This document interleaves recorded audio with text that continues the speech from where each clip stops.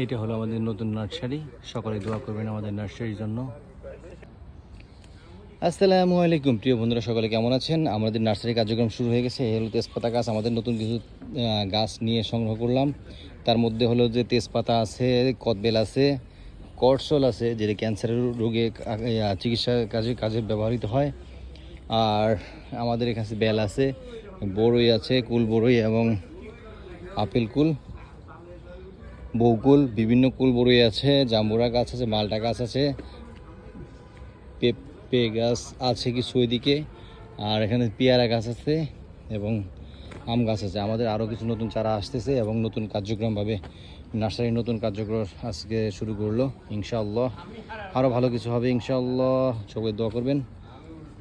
তো আল্লাহ তাআলার নাম নিয়ে শুরু করলাম আমাদের নার্সারি কার্যক্রম। আমাদের ওইদিকে শেড, যেগুলো যে আপনার সবুজটা হলো আমাদের গ্রিন হাউস এবং ওইটা হলো বীজতলার জন্য তৈরি করা হয়েছে।